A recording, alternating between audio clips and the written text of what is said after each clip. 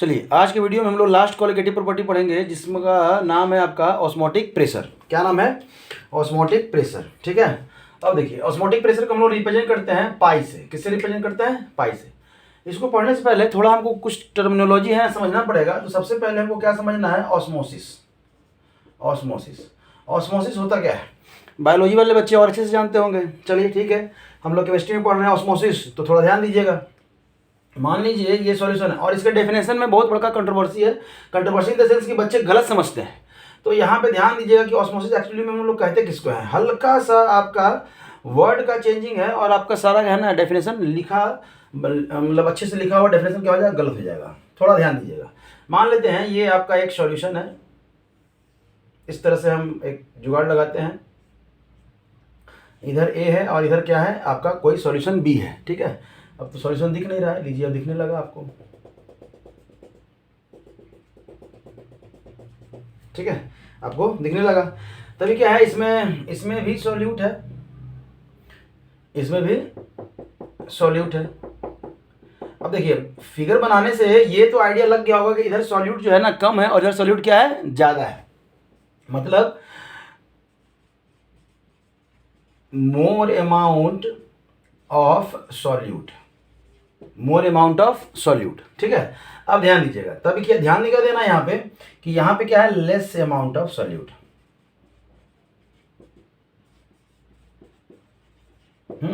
Volume तो same है। Volume क्या है आपका? सेम है। इधर कह सकते हैं ऐसा सॉल्यूशन है जिसमें कंसंट्रेशन क्या है? कम है। जिसमें कंसंट्रेशन क्या है? कम है। तो मतलब इसी को हम लोग अब लेस अमाउंट ऑफ सॉल्यूट ना बोल के क्या बोल सकते हैं? Less concentrated solution.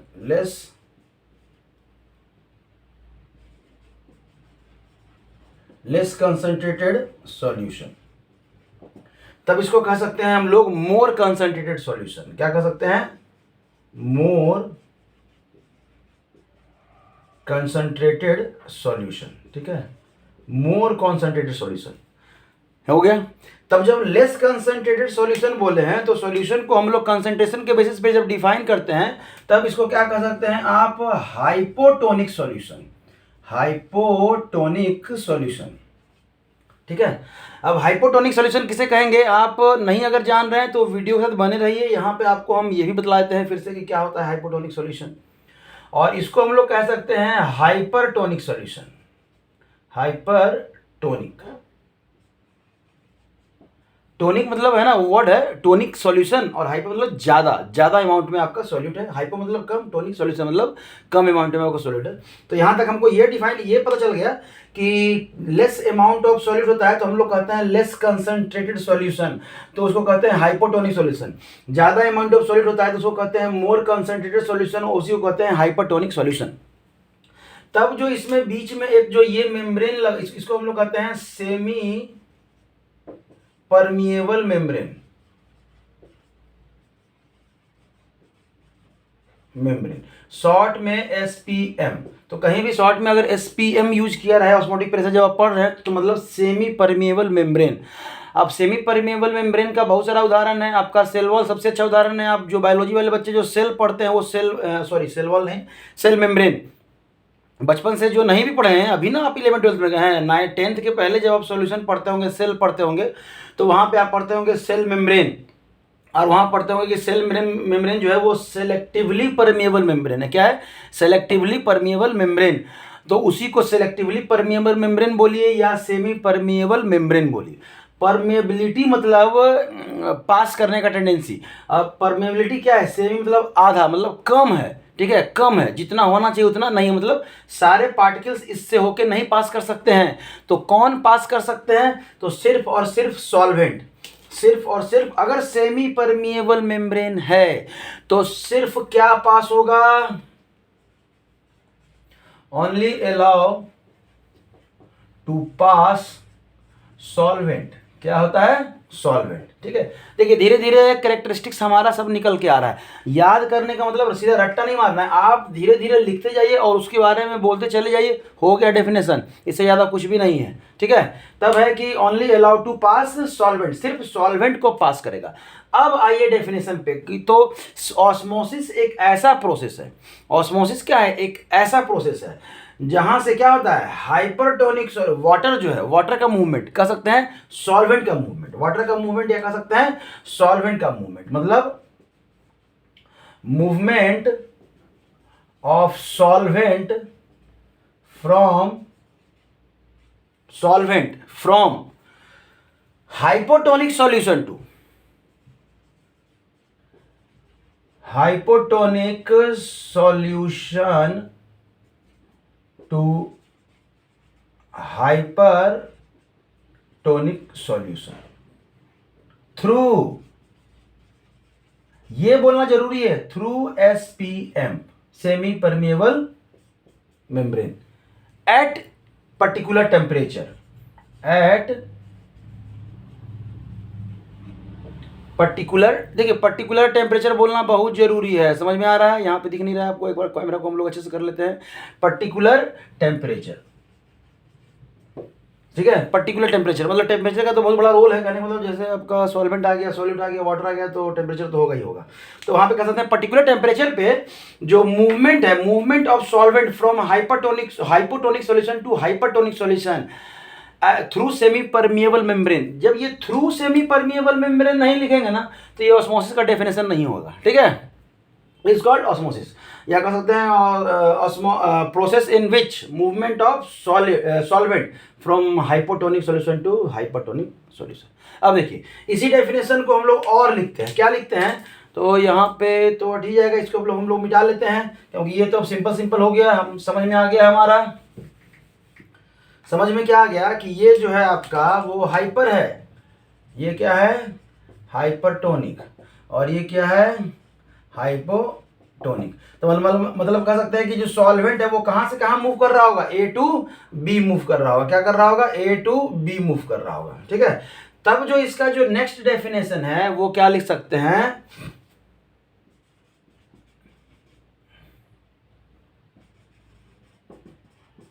Movement of solvent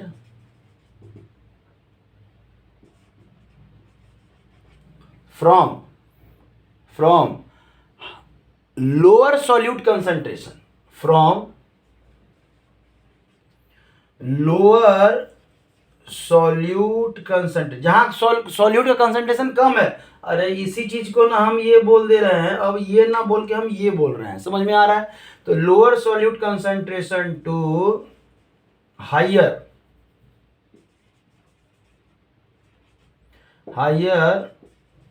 solute concentration through क्या है SPM एट पर्टिकुलर टेम्परेचर, ये हो गया। चलिए एक और डेफिनेशन है, हाँ एक और डेफिनेशन है जो बच्चे लोग जो है ना सबसे ज़्यादा इस पे कंफ्यूज करते हैं, क्या कंफ्यूज करते हैं, अब देखिए यहाँ आपको आइडिया है कि ये हाइपोटोनिक सॉल्यूशन हो गया, मतलब यहाँ सॉल्यूट कम है, सॉल्वेंट क्या है ज़्यादा है, यहाँ पे सॉल्यूट ज़्यादा है, सॉल्वेंट कम है, तो कह सकते हैं आप यहाँ से जो बच्चे लोग जो बुक में देखते हैं और कंफ्यूज करते हैं कि मूवमेंट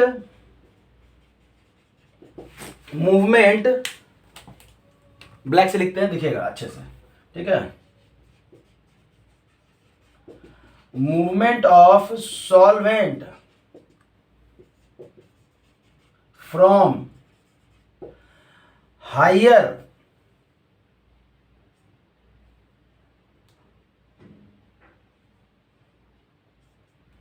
अब कंसंट्रेशन नहीं बोलो ना,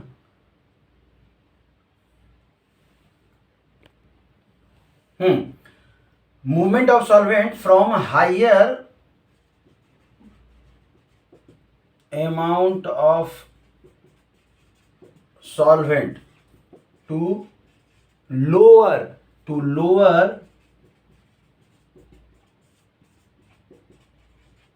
solvent through SPM at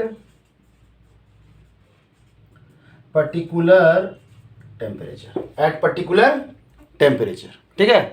मतलब देखिए इसको तो याद मत रखिएगा, हम तो यही कहेंगे क्योंकि ये सॉल्वेंट के टर्म में है। कभी भी सॉल्वेंट के टर्म में हम लोग रिलेशन नहीं देते हैं, हम लोग हमेशा सॉल्यूट के टर्म में बोलते हैं। कंसंट्रेशन का पहचान सॉल्यूट से है, सॉल्वेंट से कंसंट्रेशन का पहचान नहीं है। ठीक है, तो ये 3 टाइप का आपका डेफिनेशन हो गया।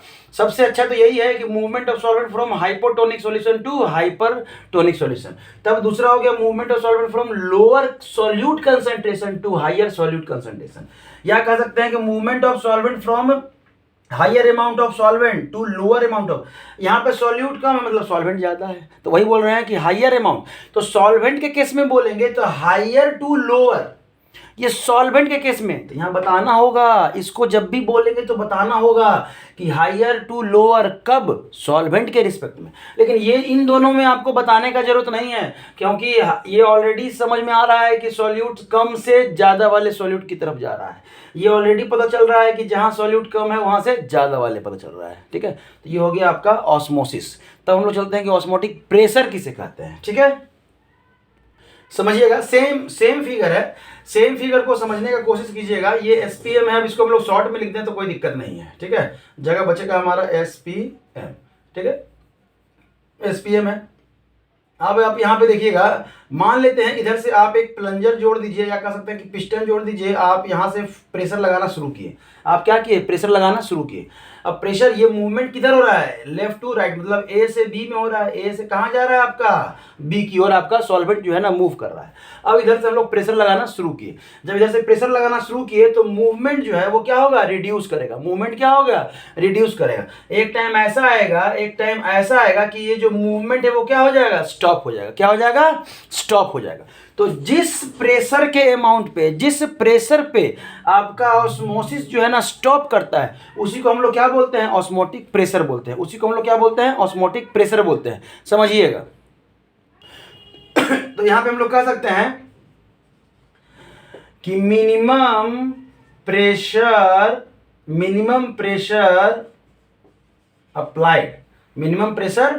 Applied to stop osmosis.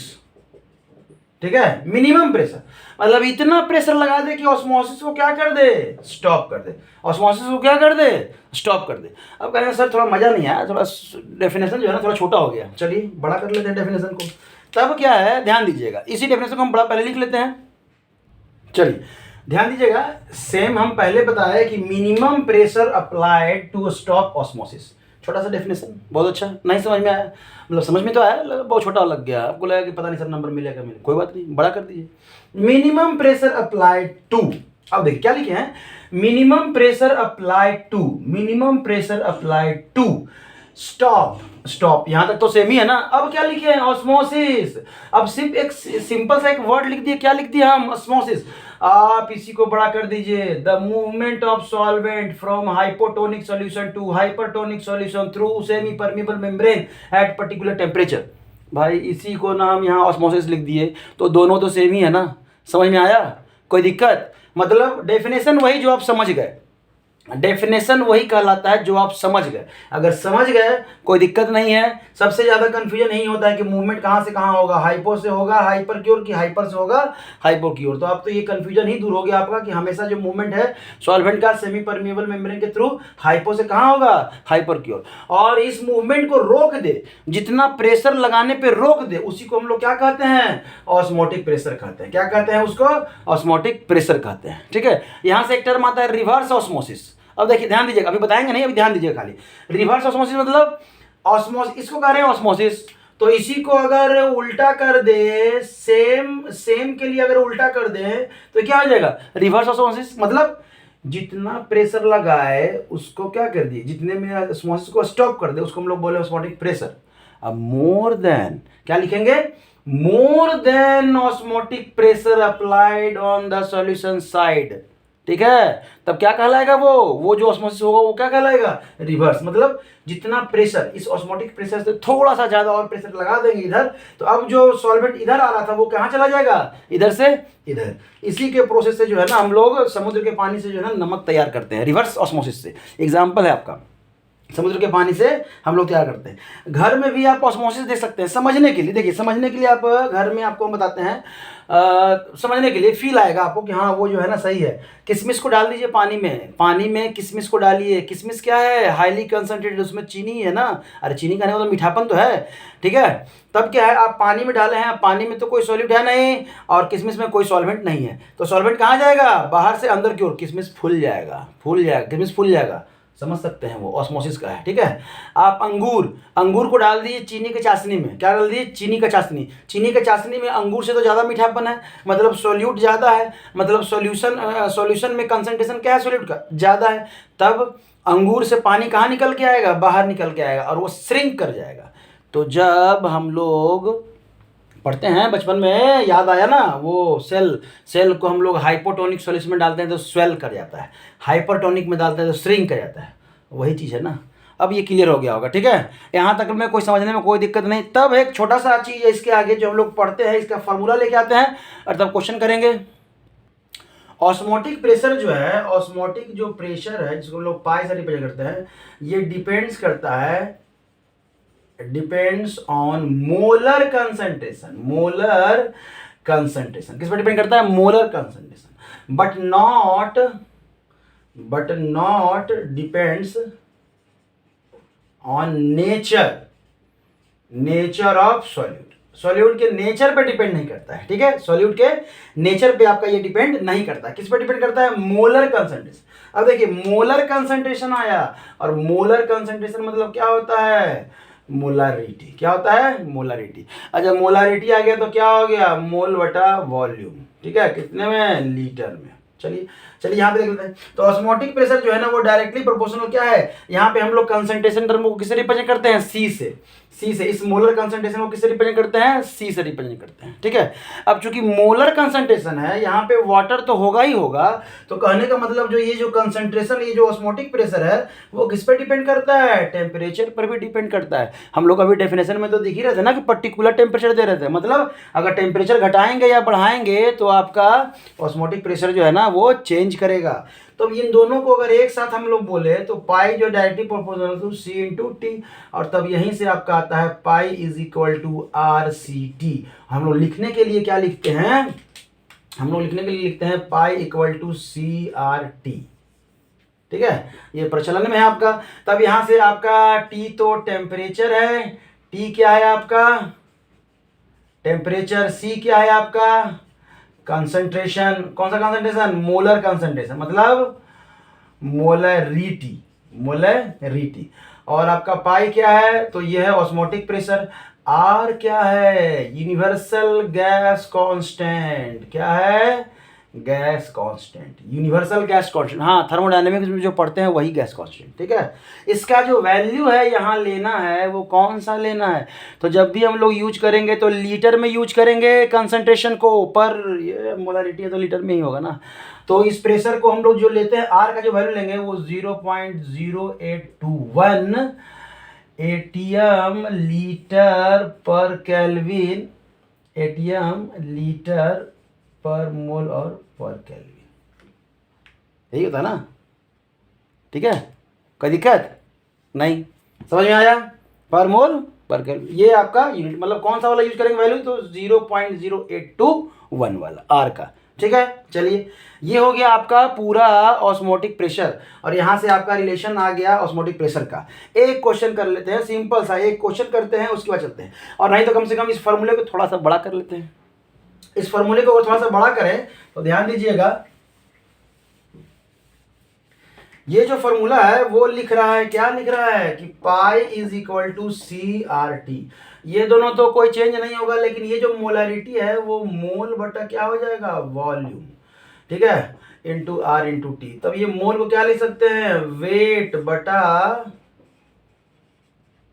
Molecular weight, और इनटू क्या लिख सकते हैं, वॉल्यूम। ये वॉल्यूम किस में, लीटर में, लेकिन अगर ये ml में रहेगा तो 1000 से मल्टीप्लाई कर देंगे, इनटू आर इंटू टी।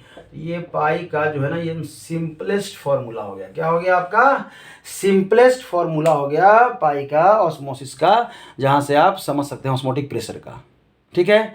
एक क्वेश्चन करते हैं उसके बाद हम लोग छोड़ते हैं, ठीक है। एक क्वेश्चन है आपका यहाँ पे, छोटा सा क्वेश्चन है, दिया है osmotic pressure of solution is 2 atm at 273 kelvin. तो पूछ रहा है then at 546 kelvin the osmotic pressure is, और ऑप्शन में दिया हुआ है एटीएम, सब एटीएम में है, ठीक है, ये भी एटीएम और ये भी एटीएम। चलिए यहां से दो ही चीज दिया हुआ है, एक टेम्परेचर पे प्रेशर दिया हुआ है, दूसरे टेम्परेचर पे आपका प्रेशर क्या है ना पूछ रहा है। अब देखिए फॉर्मूला तो हमारे पास यही है कि pi is equal to C R T. तो यहां से एक रिलेशन तो हमको निकला है ना कि पाई डायरेक्टली प्रोपोर्शनल टू टी। अब पाई डायरेक्टली प्रोपोर्शनल टू तो टी, तो यहीं से आ गया है कि पाई 1 बटा पाई 2 इज इक्वल टू T1 बटा क्या होगा T2। कोई दिक्कत नहीं। तब क्या है, अब आपको यहाँ पे पाई 1 का वैल्यू दिया हुआ है कितना 2, तो यहाँ पे 2 upon pi 2 equal to T1 का वैल्यू दिया हुआ है 273 अपॉन T2 का वैल्यू दिया हुआ है 546। ये कट गया कितना बार में, 2 बार में, मतलब 2 बटा पाई 2 इक्वल टू 1/2, ये उधर और ये इधर, तो मतलब पाई 2 इक्वल टू कितना हो जाएगा 4 atm। ये डी नंबर ऑप्शन। सिंपल, ऐसा क्वेश्चन आपके कंपटीशन में पूछा जाता है, ठीक है। अगर कंपैरिजन देखें, हम लोग कंपैरिजन देखें तो कंपैरिजन के बेसिस पे, किसके कंपैरिजन के बेसिस पे, सॉल्यूट के कंसंट्रेशन के कंपैरिजन के बेसिस पे हमारा जो सॉल्यूशन जो है ना 3 टाइप का होता है। क्या होता है, तो हाइपोटोनिक सॉल्यूशन, फिर होता है हाइपरटोनिक सॉल्यूशन, और होता है आइसोटोनिक सॉल्यूशन, ठीक है, आइसोटोनिक सॉल्यूशन।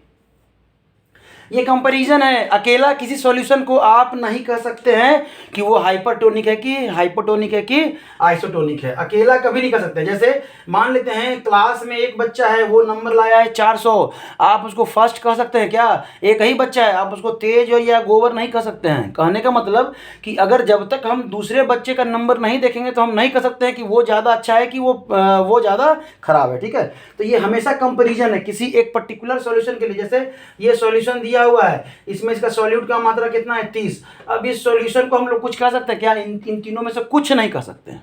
समझ में आया? तो ध्यान दीजिएगा, ये कंपैरिजन है। तब क्या है, एक दूसरा सॉल्यूशन रख दे, यहाँ पे दूसरा सॉल्यूशन रख दे, और इसमें जो है ना ये सॉल्यूट का मात्रा जो है ना हम लोग 30 रखे हैं, और इसमें जो है ना ये सॉल्यूट का मात्रा कितना कर दें 20 कर दें। अब कह सकते हैं, अब क्या कह सकते हैं, अब कह सकते हैं कि अगर मान ले इसका नाम ए है और इसका नाम बी है, क्या है, बी है, सॉल्यूशन ए और सॉल्यूशन बी, तो सॉल्यूशन ए जो है वो विथ रिस्पेक्ट टू बी क्या कहलाएगा? हाइपरटोनिक सॉल्यूशन कहलाएगा। मतलब solution A with respect to solution B क्या कहलाएगा? हाइपरटोनिक। हाइपरटोनिक मतलब इसका कंसंट्रेशन क्या है, ज्यादा है इसके तुलना में, हाइपरटोनिक। तब दूसरे शब्दों में कह सकते हैं, दूसरे शब्दों में हम लोग कह सकते हैं कि solution B with respect to solution A क्या कहेंगे? हाइपोटोनिक। हाइपोटोनिक। अब देखिए एक तीसरा सॉल्यूशन आपका इंतजार कर रहा है, और ये लीजिए तीसरा सॉल्यूशन, और ये 40 है इसमें सॉल्यूट का मात्रा, इसमें सॉल्यूट का मात्रा कितना है? 40 है। अब देखिए इसके आने से पहले तक ए क्या कहला रहा था? हाइपरटोनिक सॉल्यूशन कहला रहा था। लेकिन अगर ये आ गया, क्या हो गया? ये आ गया, तो अब ये भी क्या हो गया? इसके रिस्पेक्ट में ये क्या हो गया? Hypotonic solution. मतलब solution A with respect to solution, ये सी कर दीजिए, सी क्या कहलाएगा? हाइपोटोनिक सॉल्यूशन कहलाएगा। क्या कहलाएगा? हाइपोटोनिक सॉल्यूशन कहलाएगा। समझ में आया?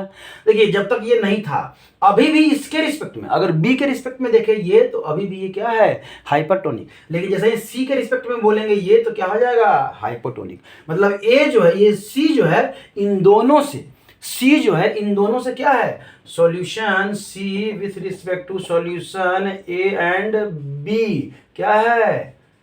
हाइपरटोनिक। ठीक है, तो यहां तक तो समझ में आ गया। तब एक चौथा सॉल्यूशन आपका इंट्रोड्यूस हो रहा है, और इसका भी कितना है? 20 है। इसका भी क्या है? 20 ही है सॉल्यूट का कंसंट्रेशन। तब ये दोनों, ये हो गया डी, ये क्या हो गया? डी। तब ये बी और डी आपस में क्या कहलाएगा? Isotonic solution. समझ में आ रहा है? मतलब सॉल्यूशन बी एंड सॉल्यूशन जो डी है वो क्या कहला रहा है, आइसोटोनिक। इनका कंसंट्रेशन क्या है, सेम है। कंसंट्रेशन क्या है, सेम है। अब उसी का हमको काम था, ठीक है। अब उस पर हम लोग चलते हैं। हम कह रहे हैं कंसंट्रेशन क्या है, सेम है। कंसंट्रेशन क्या है आपका, सेम है। जब कंसंट्रेशन, ऐसे दो सॉल्यूशन जिनका कंसंट्रेशन क्या है, सेम है। कंसंट्रेशन क्या है, सेम। आपका कंसंट्रेशन जो है यहाँ पे आप 20 कर दीजिए, तो यहाँ पे क्या कर दीजिए, सॉल्यूट का क्या मात्रा कर दीजिए, 20 कर दीजिए। तो दोनों का कंसंट्रेशन क्या है, तो ये दोनों आपस में क्या कहला रहा है, आइसोटोनिक सॉल्यूशन कहला रहा है। Four isotonic, isotonic. अगर आइसोटोनिक सॉल्यूशन है तो मतलब इनका जो ऑस्मोटिक प्रेशर होगा वो भी आपस में क्या होगा, इक्वल होगा। मतलब ऐसे दो सॉल्यूशन जिनका कंसंट्रेशन इक्वल है उनका ऑस्मोटिक प्रेशर क्या होगा, इक्वल होगा। या कह सकते हैं कि जिनका ऑस्मोटिक प्रेशर इक्वल है उनका कंसंट्रेशन भी क्या होगा, इक्वल होगा। तो जब ऑस्मोटिक प्रेशर को इक्वल कर दिए तो ये आ गया CrCART इक्वल टू CBRT। ये कट गया, यहीं से आया ना CA इक्वल टू CB। तो यहीं से ये इंफॉर्मेशन मिलता है कि ऐसा दो सॉल्यूशन जिसका ऑस्मोटिक प्रेशर सेम है, क्या है, ऑस्मोटिक प्रेशर सेम है, तो आप कह सकते हैं कि उसका कंसंट्रेशन भी क्या होगा, सेम होगा। कोई दिक्कत। और जब कंसंट्रेशन सेम हो गया तो नंबर ऑफ मोल भी सेम होगा, ठीक है। तो ये रहा आपके ऑस्मोटिक प्रेशर का ओवरऑल जो डेफिनेशन कर सकते हैं, वो थ्योरी कर सकते हैं। अगले क्लास में जो है हम लोग, या अगले वीडियो में, अगले क्लास इन द सेंस अगले वीडियो में हम लोग इसके क्वेश्चन लेके आएंगे ऑस्मोटिक प्रेशर का, और पढ़ेंगे हम लोग वांट ऑफ फैक्टर, ठीक है। वांट ऑफ बहुत ही इंपॉर्टेंट है, उसका एक अलग से एक पूरा वीडियो रहेगा, लेक्चर रहेगा। सारे बच्चे लगभग पढ़ लेते हैं और उसको छोड़ देते हैं। उसको छोड़ेंगे कभी भी सही नहीं हो, क्योंकि क्वेश्चन तो वहीं से पूछा था। ये तो बेसिक है, ये तो बेसिक अभी तक हम लोग चल रहा है, ठीक है। चलिए, थैंक यू।